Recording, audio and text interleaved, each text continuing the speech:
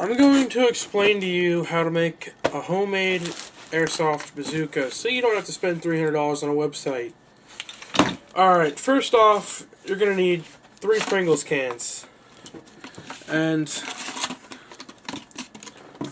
some type of board to go on the bottom of it to hold it all together. The first thing you're going to want to do is take your 3 Pringles cans and cut off the metal bottom of the cans and tie them end to end next to each other.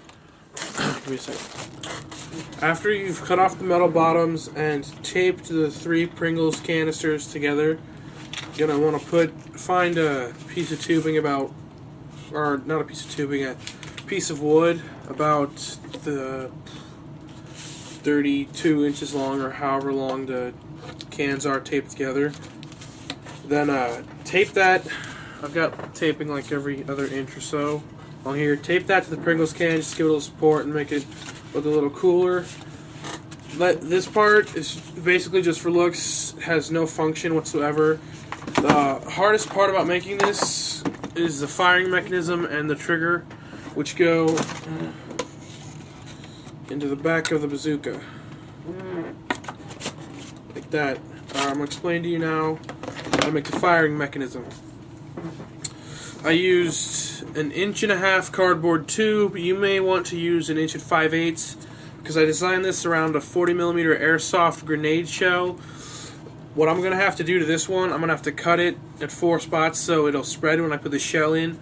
If you don't want to have to do that, if you just want to put the shell in and have it sit there, you have to find an 1 5/8 tubing. Now, what you're going to have to do for this is you're going to have to get a wooden dowel or a piece of, I don't know, some type of stick or something, and inside of here you're going to have to attach it to something that you can put, you see this, it's spring powered.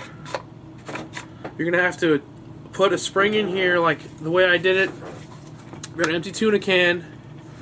I've got a screw in the bottom so that the spring won't move out of there, and then I put the spring on top of the screw, and then I put it into a little, I had a crappy airsoft pistol, and the air piston that that came from it after I broke it, I used that because the spring fit perfectly into the back of it.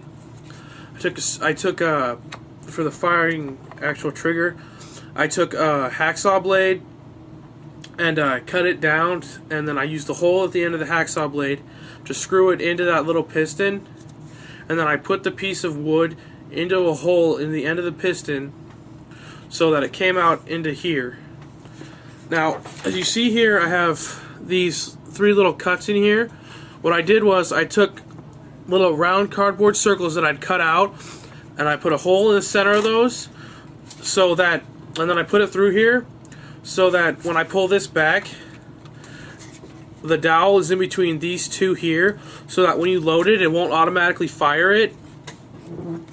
Then when you fire it, it'll come up through here and it'll hit the button on the back of the 40mm grenade airsoft shell, firing it.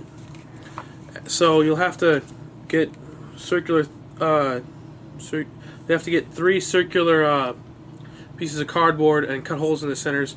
These first 2 are to guide it through the hole in the 3rd center, just to keep the dowel in the center of this hole so it doesn't get stuck on the inside. Shit, what didn't I go over?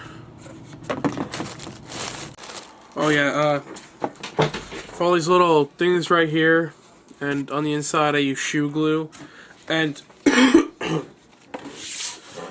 gonna have to cut, I don't know how well you can see that, you're gonna have to cut a little thing in there so you can slide the firing mechanism into it, and then you're gonna have to cut a wider piece up in here, up a little farther in, so that, let me just put that in there, so that when you pull the firing pin back, you can push it up so it holds in place while the shell's in there.